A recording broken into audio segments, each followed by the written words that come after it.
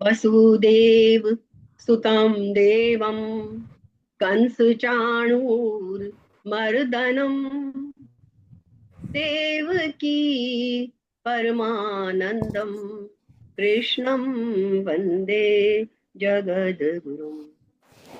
जगत गुरु श्री कृष्ण के चरणों में प्रणाम और आप सबको हृदय से नमन। गीता की महिमा। गीता हृदय भगवान का सब ज्ञान का शुभ सार है। इस शुद्ध गीता ज्ञान से ही चल रहा संसार है।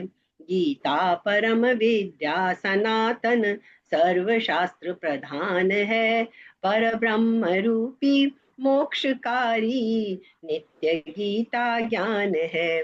यह मोह माया कष्टमय तरना जिसे संसार हो, वह बैठ गीता नाव में सुख से सहज में पार हो। संसार के सब ज्ञान का यह ज्ञानमय भंडार है। श्रुति उपनिषद वेदांत ग्रंथों का परम शुभ शुभ सार है। तो हमारे पिछली बार 7वां 8वां श्लोक काफी अच्छे लंबे समझने के बाद में हमने संपूर्ण कर दिए थे। अब हम आज चलेंगे 9वें श्लोक के। जैसा कि मैंने बताया कि एक 9वां 10वां 11वां इन तीनों में एक विषय है, एक बात है। तो 9वां जो है सबसे पहले जैसे हमने 7 8 में देख लिया, जो अब 9वें श्लोक में जो पिछले श्लोक में जिनका जिक्र किया है ना भक्तों का, कि वो भक्त ऐसे होते हैं, मैं सब मेरे से ही भजते हैं सारे भाव से ही वो। तो वो भक्त, उन भक्तों का भजन किस रीति से होता है। भाई भजन तो हम कहते हैं, हम भी भजन करते हैं, सब भजन करते हैं। तो वो असली भजन क्या होता है उसको बता रहे हैं इस 9वें श्लोक में, कि वो जो भक्त जहां जिनका कृष्ण ने वर्णन किया है पीछे के श्लोकों में, उन भक्तों का भजन किस रीति से होता है, वो भगवान को किस तरह भजते हैं, ये बताया जा रहा है। तो क्या कहते हैं, मच्चित्ता मदगत प्राणा बोधयन्तः परस्परम कथयन्तश्च माम नित्यम तुष्यन्ति च रमन्ति च। इस तरह होता है उनका भजन भगवान का। हम ये सोचते हैं कि हम बैठ लिए, हमने पाठ कर लिए, कुछ भजन गा लिए, भजन हो गया। नहीं, भगवान का भजन जो भक्त यहाँ कृष्ण ने बताए हैं 7वें 8वें श्लोकों में, वो भक्त किस तरह से भगवान का भजन करते हैं वो तरीका बताया है। क्या कहते हैं, वो भक्त कैसे होते हैं, मत चित्ता, मुझ में चित्त वाले, भगवान में उनका चित्त लगा रहता है। मदगत प्राण, मुझ में प्राणों को अर्पण करने वाले, अपने प्राणों का अर्पण भी वो कहाँ कर देते हैं, भगवान में कर देते हैं। और क्या करते हैं, परस्परम बोधयंत है, आपस में एक दूसरे से भगवान के गुण प्रभाव आदि को जनाते हुए, ऐसे हैं प्रभु ऐसे हैं, मतलब उनका आपस में ही उन गुणों को जनाते हुए, च कथयंत, और उनका कथन करते हुए, आपस में उसकी बात करते हुए। क्या करते हैं ऐसे भक्त, नित्यम, नित्य निरंतर, तुष्यंती, संतुष्ट रहते हैं, च माम च रमंती, और मुझ में ही प्रेम करते हैं, मुझ में ही रमण करते हैं। ये ऐसा भजन नहीं है। तो तभी ये कहते हैं कि यदि ऐसे ही होता कि हाँ जो भगवान का भजन करता है वो भक्त मेरे को प्रिय है, पर वो भजन कैसा, वो वाली बात तो नहीं होनी चाहिए ना कि मुंह में राम बगल में छुरी, राम राम राम राम बोल रहे हैं, दिमाग में क्या चल रहा है, मन में क्या चल रहा है। तो भजन भी ऐसे होते हैं भक्त भगवान के। क्लियर ना, मच्चित्ता मदगत प्राणा बोधयंत परस्परम कथयंतश्च मां नित्यम तुष्यंती च रमन्ति च। ऐसा करते हैं निरंतर, और फिर प्रसन्न तुष्य संतुष्ट रहते हैं, और रमन्ति च, और भगवान में ही प्रेम करते हैं। अब हमने कई बार देख चुके हैं हम कि गीता इतना इस तरह शब्द खाली पढ़ लिए और हमने अर्थ कर लिया तो कुछ भी नहीं होगा। आज हम एक बहुत बड़ी बात समझेंगे कि ये मन से परे जाना, मन को भगवान में लगा देना, और क्या करना, ये सारा खेल जो दुनिया में है ना, मन का हो रहा है। मन जब तक हमसे नहीं छूटेगा तब तक हमारा मन भगवान, हम भगवान को मतलब समझ ही नहीं सकेंगे। क्योंकि जब जब तक मन है तब तक द्वैत भाव है, तब तक हम परमात्मा तक पहुंच ही नहीं सकेंगे, पहुंचने ही नहीं देगा। अभी आज हम समझेंगे उन चीजों को। तो एक बार हम थोड़ा सा इस 9वें श्लोक को समझ लें। इस श्लोक में 6 बातें आई हैं, मच्चित्ता मदगत प्राणा, ये 2 चीजें आई ना। ये 2 बातें तो खुद के करने की है, भक्तों को खुद को करने की हैं दो बातें। तो क्या मतलब है इनका? भक्त स्वयं स्वतंत्रता पूर्वक ऐसे बन जाते हैं, मच्चित्ता मदगत प्राण, भगवान में चित्त लगा देते हैं, भगवान में अपने प्राण लगा देते हैं, ऐसे बन जाते हैं। ये प्राण चित्त हम सब समझेंगे। फिर दो चीजें क्या आई हैं? बोधयंतः च कथयंतः। ये दो बातें आपस में मिलने पर होती हैं। बोधयंतः एक दूसरे को समझाते हुए, और कथयंतः कहते हुए। इसके लिए दो लोग चाहिए। तो ये दो बातें आपस में मिलने पर होती हैं। जब दो भक्त आपस में मिलेंगे तो ये बातें होंगी। तीसरी चीज क्या आई है? तुष्यंती और रमंती। ये दो बातें फल रूप में होती हैं। जब आप ऐसा कर लेते हो, जब भक्त ऐसा कर लेता है, तो फिर उसको फल मिलता है। हर किए का फल मिलता है, हर कर्म का फल होता है। तो उसका फल क्या मिलता है उन्हें? तुष्यंती और रमंती। फिर वो अपने में ही संतुष्ट रहते हैं और भगवान को ही प्रेम करने लग जाते हैं। ये बात इसमें आई है। उनका और कोई काम ही नहीं होता, भगवान से उत्पन्न हुए हैं, भगवान में ही जाके मिलना है। तो बस उनका एक ही काम रहता है, हर वक्त ईश्वर में ही रहते हैं। ये बात बताइए। तो मच्चित्ता हो गया, मेरे में चित्त वाले। अब चित्त की दो बातें हैं, देखिए। एक तो स्वयं भगवान में लगना होता है, एक तो स्वयं भगवान में लगना होता है, एक चित्त को भगवान में लगाना होता है। फर्क है दो बातों में। एक तो हमने कहा हम अपना मन लगा रहे हैं भगवान में, मन लगा रहे हैं। एक है कि हम खुद ही लग जाएं भगवान में। तो उसमें फर्क है। जब मैं खुद भगवान में लगूंगी या लगूंगा तो क्या होगा? ऐसे जब हम खुद भगवान में लग जाएं, कैसे लगेंगे भगवान में? जो अभी तक गीता में हम पढ़ते आए हैं कि मैं भगवान का हूँ, भगवान मेरे हैं, बस इसके अलावा और कोई सत्य है ही नहीं दुनिया में। सबसे बड़ा सत्य यही है कि मैं भगवान का हूँ, भगवान मेरे हैं। जब इस तरह हम भगवान में लग जाएंगे तो फिर क्या होगा? चित्त बुद्धि सब अपने आप भगवान में लग जाएंगे। क्योंकि जब कर्ता, जो मैं, जो मैं का भाव है, जो मैं हूं, चित्त बुद्धि सब मेरे ही है ना। तो जब मैं खुद ही भगवान में लग गया कि मैं भगवान का, भगवान मेरे, तो फिर मेरे चित्त बुद्धि मन अहंकार सब कुछ मेरा फिर भगवान का अपने आप ही लग गया। ये सबसे बढ़िया तरीका है। लेकिन जब हम कहेंगे कि कर्ता और कारण दो चीजें होती है ना, कर्ता और करण, कर्ता करने वाला, पर उसको कुछ साधन चाहिए। तो ये मन बुद्धि चित्त अहंकार ये तो सब क्या है? करण है, इंस्ट्रूमेंट है। लेकिन यदि अब हम खुद खुद ही लग गए भगवान में, तो फिर ये भी हमारे पीछे पीछे अपने आप ही भगवान में लग गए। फिर हमें चित्त नहीं लगाना पड़ेगा। जब हमने भगवान को इस तरह अपना समझ लिया, करता रहेगा, माँ करण भी रहेंगे। कारण की करण कर्ता के ही अधीन होते हैं।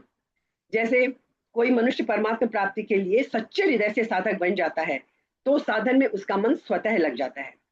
फिर उसका और कहीं मन नहीं लगता। और कहीं फिर उसका मन नहीं लगता है। वह कार्य भगवान का ही होता है। इस तरह से जो व्यक्ति मच्चित्ता मदगत प्राणः, ये बहुत सारी बातें हैं जो हम समझ सकते हैं कि कैसे हैं। दूसरी बात एक क्या है? अब हम माने या ना माने, जाने या ना जाने, हम सबका लक्ष्य है एक ही, परमात्मा को पाना, परम धाम पहुंचना, बैक टू रियल होम, जहां से हम आए हैं वहीं जाना। यही है हमारा परम लक्ष्य। यम प्राप्य न निवर्तन्ते तद धाम है परमम में। ये तो कहा ही 8वें अध्याय में हम पढ़ चुके हैं कि जिसे प्राप्त होकर साधक गण पुनः संसार में नहीं लौटते, वह मेरा परम धाम है। तो ये बात हमने समझ ली। लेकिन अब हमें करना क्या है? देखिए, जैसे ये जो मध्य बोध अंत है परस्परम, ये सब बातें भी हमने देख ली। भगवान की लीलाएं कहना सुनना, ये सब चीजें होती हैं। तो भगवान ने यहाँ जो 7वें श्लोक में, 7वां श्लोक हमने बहुत डिटेल में पढ़ा था, इसीलिए 7वें श्लोक में जो एक अविचल भक्ति योग का वर्णन किया है ना, अविकम्पे न योगे न, वो इन 9वें 10वें और 11वें श्लोक तक भी उसकी छाया चल रही है अभी। क्योंकि यहाँ योग वही चाहिए, अविकम्पे न योगे न, निश्चल ध्यान योग। वो निश्चल ध्यान योग हमें बार बार समझना पड़ेगा। तो जो 7वें श्लोक में आया ना अविचल भक्ति योग, भगवान के भक्तों का चित्त एक भगवान को छोड़कर कहीं नहीं जाता। उनकी दृष्टि में जब एक भगवान के सिवाय और कुछ है ही नहीं, तो फिर उनका चित्त जाएगा कहाँ, और क्यों जाएगा, और कैसे जाएगा? वे भक्त भगवान के लिए ही जीते हैं। उनकी संपूर्ण चेष्टाएं भी भगवान के लिए ही होती हैं। कोई सुनने वाला आ जाए तो भगवान के गुण प्रभाव आदि विलक्षण बातों का ज्ञान करा देते हैं, कथयंत है बोधयंत है, और भगवान की कथा लीला का वर्णन करते हैं। और कोई सुनाने वाला आ जाए तो प्रेम पूर्वक सुनते भी हैं। न तो कहने वाला तृप्त होता है और न सुनने वाला ही तृप्त होता है। करे ही जाते हैं भगवान की बातों का वर्णन। तृप्ति नहीं होती, यह वियोग है, और नित नित नया रस मिलता है, यह योग है। तो इस वियोग और योग के कारण प्रेम प्रतिक्षण वर्धमान होता है। इस तरह से ये जो है प्रेम बढ़ता चला जाता है। ये 9वें श्लोक का एक, बस मैंने एक सार रूप में थोड़ा सा आपको अर्थ बताया है। अभी मैं एक बार 10वां श्लोक और पढ़ देती हूँ। तो 9वें श्लोक में क्या बताया? भक्तों के द्वारा होने वाले भजन का प्रकार बताया कि भक्त किस तरह भजन करते हैं। अब आगे के जो 2 श्लोक हैं, 11वां और 12वां, उनमें, उन श्लोकों में भगवान उन पर विशेष कृपा करने की बात बताते हैं कि मैं, ऐसे जो भक्त होते हैं जो अभी हमने पढ़े 9वें श्लोक में, उन पर भगवान किस तरह से कृपा करते हैं। क्या कहते हैं?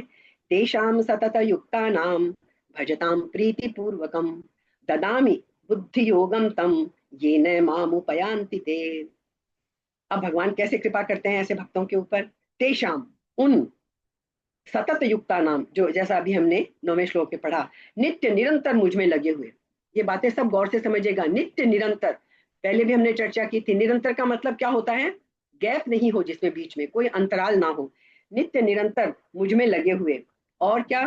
प्रीति पूर्वकम भजताम, पहली लाइन है ना, तेषाम सतत युक्ता नाम भजताम प्रीति पूर्वकम, प्रीति पूर्वक, प्रेम पूर्वक, भजताम, मेरा भजन करने वाले भक्तों को क्या करते हैं भगवान? ऐसे भक्तों को ददामि बुद्धि योगम, मैं उनको बुद्धि योग दे देता हूँ।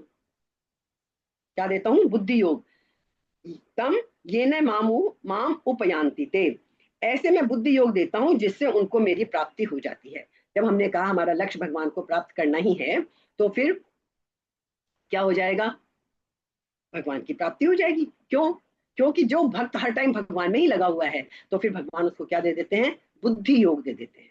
अब वो बुद्धि योग भी हमको समझना पड़ेगा कि कैसा बुद्धि योग कैसे दे देते हैं भगवान। तो ये उन्होंने कहा है 10वें श्लोक में। इसको भी थोड़ा हम और समझ लेंगे। मतलब कहने का मतलब ये है कि जो सतत निरंतर करते हैं, तो एक तो उन्होंने ये कहा कि उन भक्तों पर विशेष कृपा करने की बात बताई उन्होंने। अब 11वां एक बार और पढ़ लेते हैं, क्या करते हैं उनके साथ। और तेषाम एवानुकंपार्थम अहम अज्ञानजम तमः नाशयामि आत्मभावस्थो ज्ञान दीपेन भास्वता। प्रभु कहते हैं जो इस तरह मेरी निरंतर भजन करते हैं मेरा, उनके साथ एक तो मैं, हमने ये पढ़ा 10वां श्लोक, ये कर देता हूं मैं, उनको बुद्धि योग दे देता हूं। और क्या करता हूं मैं उनके साथ? तेषाम अनुकंपार्थम, उन भक्तों पर विशेष कृपा करने के लिए क्या करता हूं मैं? विशेष कृपा करने के लिए ही आत्मभावस्थ है, उनके स्वरूप में, उनके स्वरूप में रहने वाला अहम मैं, रहते तो भगवान ही है हमारे स्वरूप में, उनके स्वरूप में रहने वाला मैं, उनके अज्ञानजम, अज्ञान से उत्पन्न हुए तमह, अंधकार को, भास्वता ज्ञान दीपे ने, देदीप्यमान ज्ञान रूप दीपक से नष्ट कर देता हूँ। इतनी सुंदर बात है। भगवान ने क्या कहा? देखिए, दीपक, दीपक अंधकार दूर करता है, ये तो हम सब जानते हैं, लेकिन कौन सा दीपक? यहाँ भगवान क्या कह रहे हैं? भास्वता ज्ञान दीपे ने, ज्ञान रूपी दीपक से।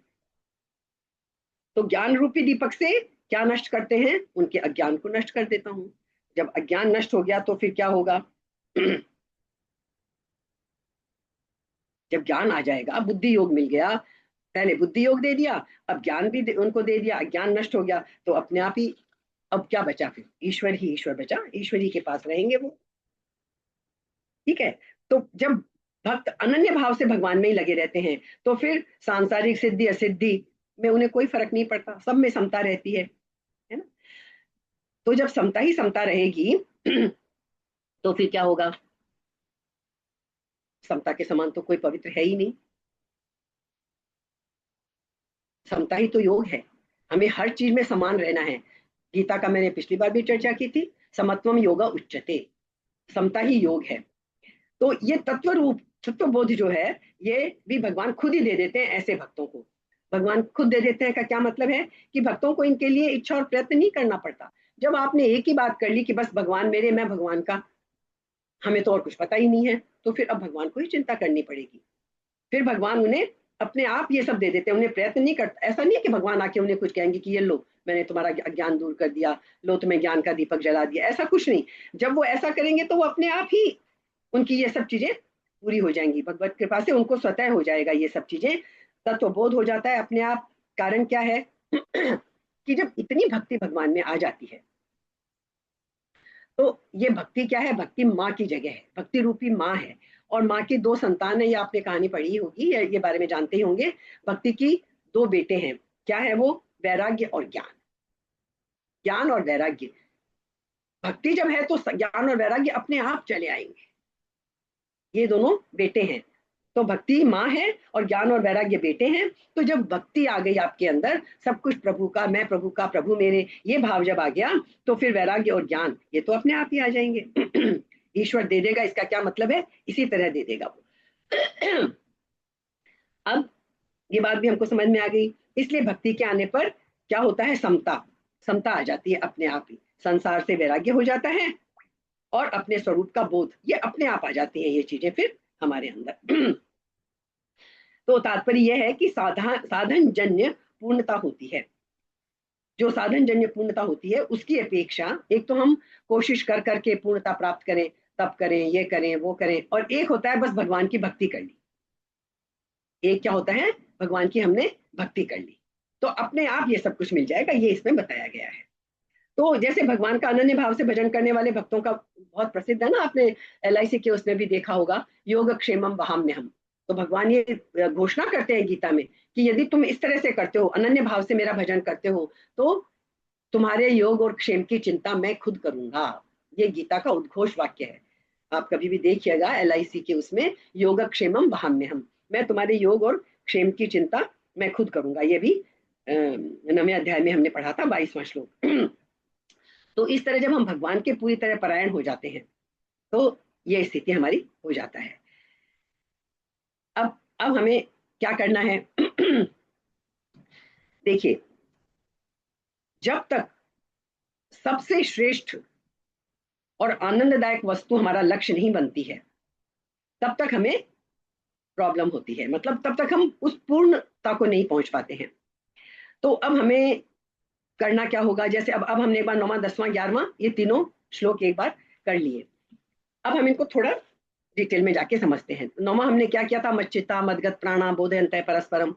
तो अब इसमें समझने की बात क्या है कि जब मन हमारा सुगठित और एकाग्र होता है, तभी साधक उस मन के द्वारा परमात्मा का ध्यान सफलतापूर्वक कर सकता है। मन को एकाग्र, मन का सुगठित होना बहुत जरूरी है।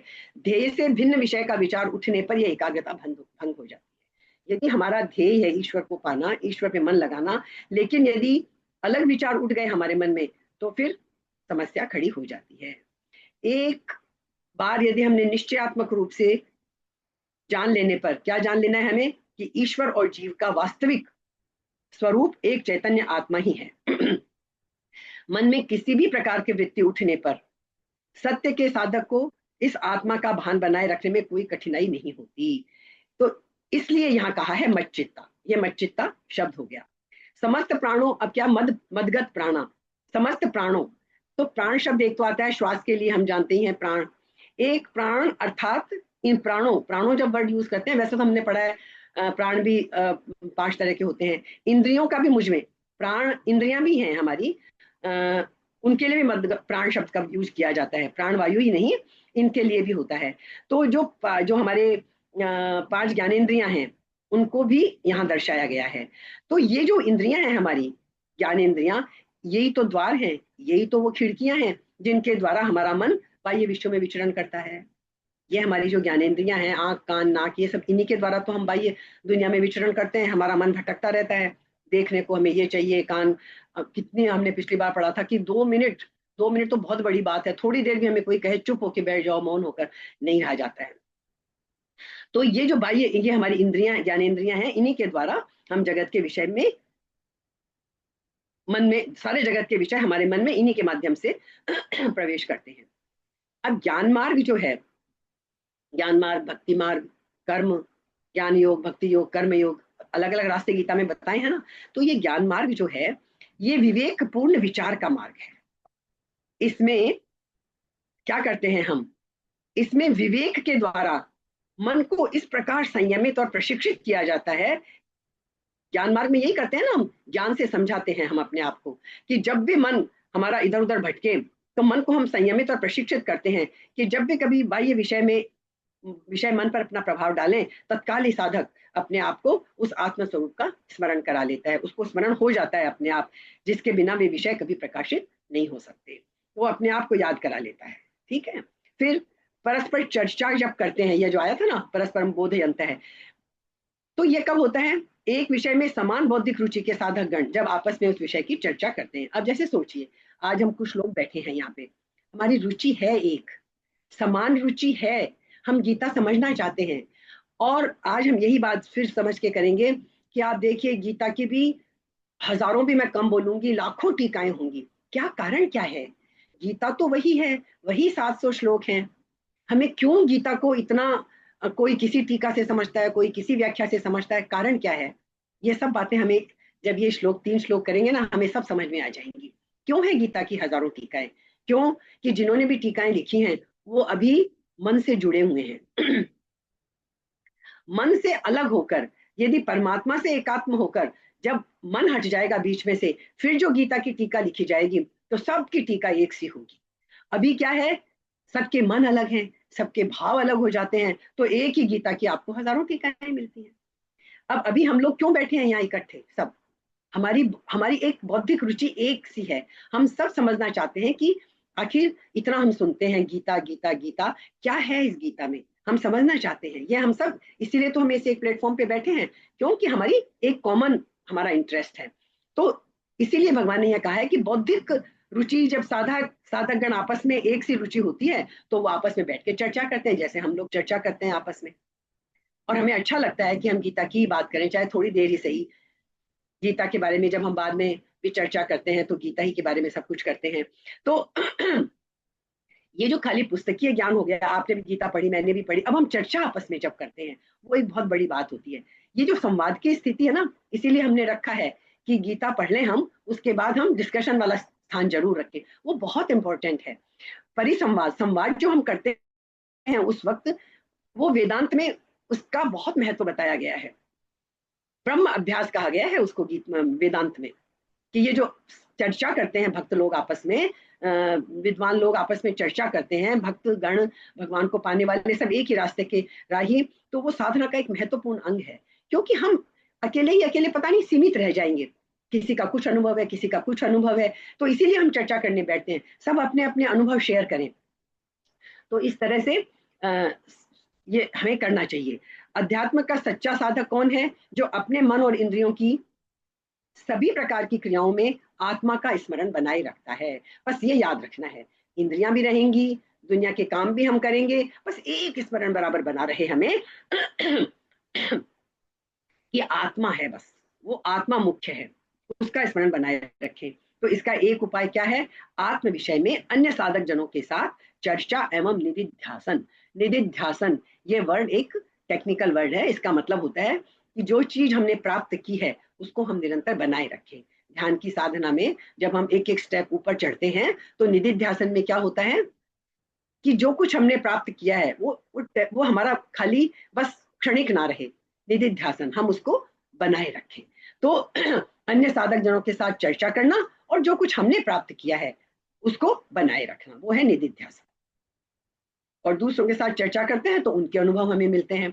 इसीलिए ऐसे साधक साधना के फलस्वरूप उस परम आनंद को प्राप्त करते हैं जो ये हमें क्यों करना पड़ता है? जैसे हमारा जीवन रूपी जो रथ है ना, उसके जो चक्के हैं, ये जीवन का रथ बड़े पथरीले मार्ग पर चल रहा है। यदि हम ये सब करते हैं जो अभी हमने पढ़ा, तो समझो ये लुब्रिकेशन का काम करेगा।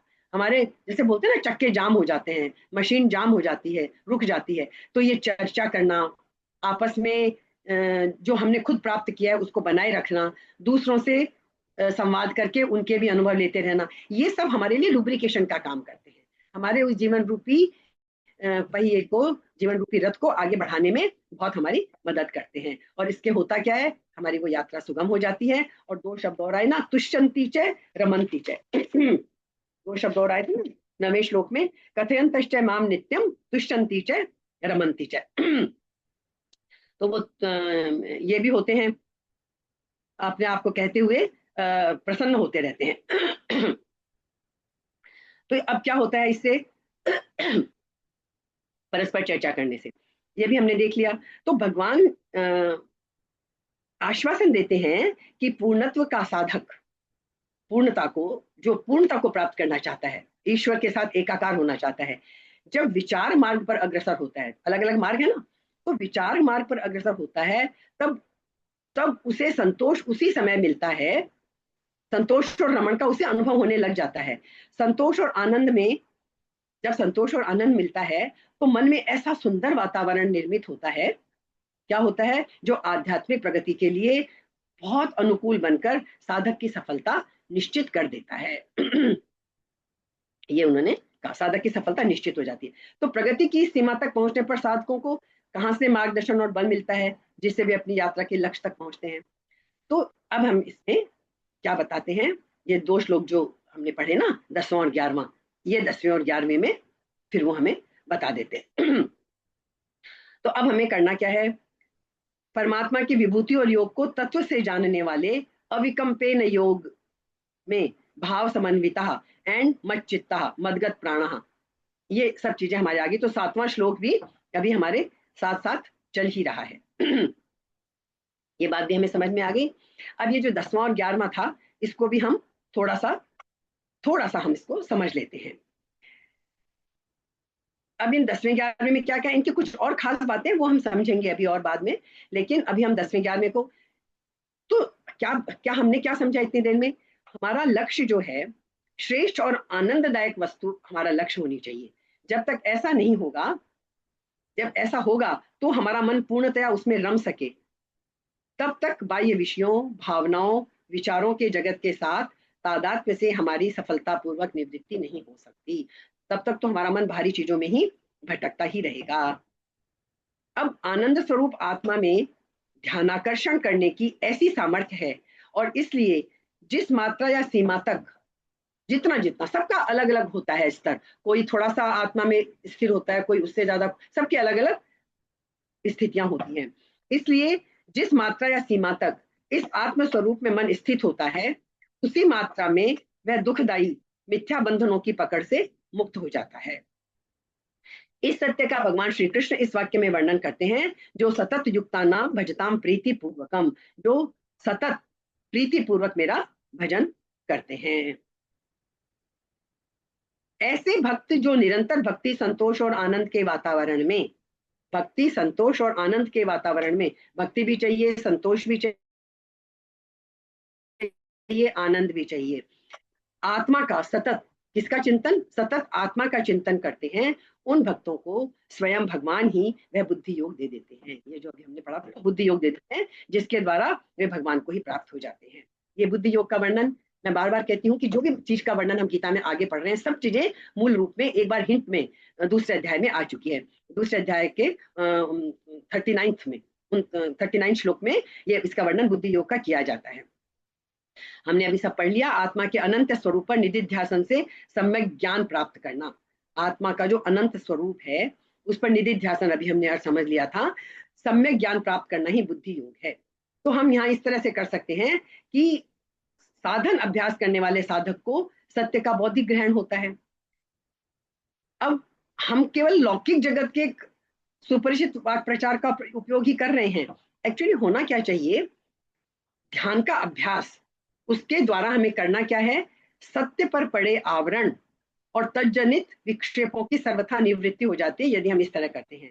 तब क्या होता है, वह साधक समाधि का साक्षात अनुभव करता है, जो बुद्धि योग की परिसमाप्ति और पूर्णता है।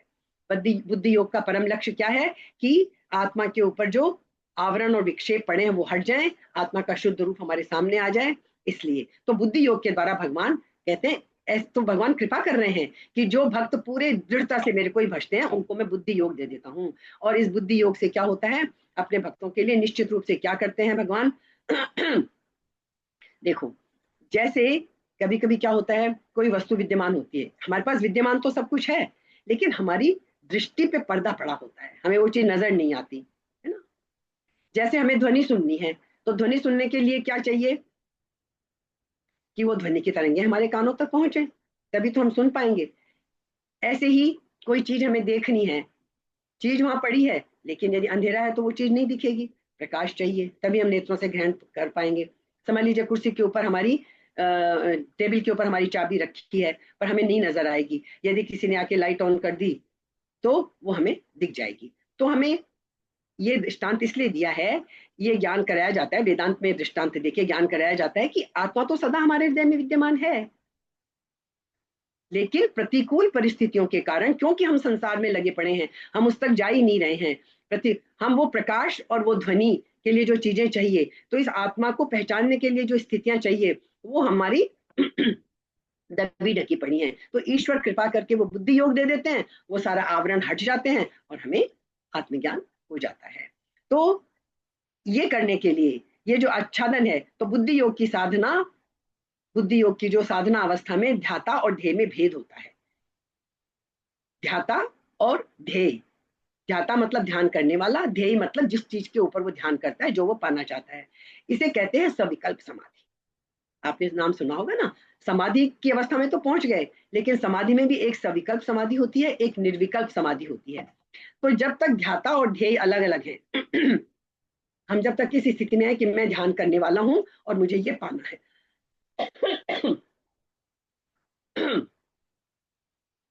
तब तक तो वो सविकल्प समाधि है। तो इस सविकल्प अवस्था से वह साधक जब ईश्वर कृपा कर देता है तो वो निर्विकल्प समाधि की स्थिति में ईश्वर उसको पहुंचा देता है।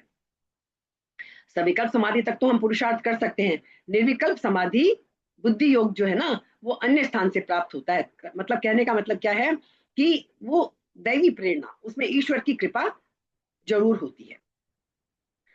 जैसे कि हमने कई बार कहा कि आत्मा हमारे पास ही है, कोई चमकती चीज है, समझ लीजिए कोई ऐसी घड़ी है हमारी जिसका रेडियम का डायल होता है, वो चमकती है, वो हमारी टेबल पे रखी है, लेकिन उसके ऊपर बहुत सारे कागज पड़े हैं, तो हमें वो चमकती हुई नहीं दिखेगी। जैसे ही हम कागज हटाएंगे उसकी चमक सामने आ जाएगी। तो ये हमारी आत्मा के ऊपर जो आवरण पड़े हुए हैं ये जो दुनिया के और इसके हमारे ऊपर आवरण पड़े हुए हैं, ये सब जब हट जाएंगे आत्मा अपने आप प्रकाशित होने लग जाएगी, और ये ईश्वर कृपा कर देता है। जो ऐसी भक्ति ईश्वर की करते हैं, ईश्वर उनके ऊपर ये कृपा करता है, उनके वो सारे आवरण हट जाते हैं। तो जब अज्ञान का अंधकार प्रकाशमय ज्ञान के दीपक से नष्ट हो जाता है, ध्यान से समझ लीजिए, अज्ञान का अंधकार कैसे दीपक से, प्रकाशमय ज्ञान के दीपक से नष्ट हो जाता है, तब आत्मा अपने एक अद्वितीय, सर्वव्यापी और परिपूर्ण स्वरूप में स्वतः प्रकट हो जाता है।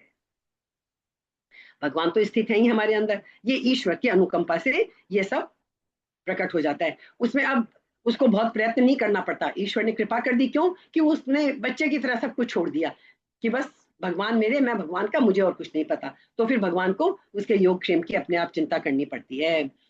अब क्या है इस अनुकंपा, ईश्वर की यदि अनुकंपा हमें पानी है तो मूल्य तो चुकाना पड़ेगा। अब जैसे दिन के समय में ईश्वर की अनुकंपा तो है, पर हमें कुछ तो मूल्य चुकाना पड़ेगा। जैसे हमने कहा भगवान पे पूरे आश्रित हो गए हम, ऐसे ही देखिए दिन के समय में यदि हम अपने कमरे की खिड़कियां खोल देंगे तो सूर्य की रोशनी को आना ही आना है। जब तक खिड़कियां खुली हैं तब तक सूर्य को ये आजादी नहीं है कि वो हम हमारे कमरे में रोशनी ना भेजे। सूर्य ऐसा कर ही नहीं सकता। यदि हमने खिड़कियां खोली हैं तो सूर्य कृपा करेगा। ऐसे यदि हमने अपना अंतर भगवान के सामने खोल दिया है, ईश्वर को कृपा करनी ही पड़ेगी, चॉइस नहीं है ईश्वर के पास कुछ।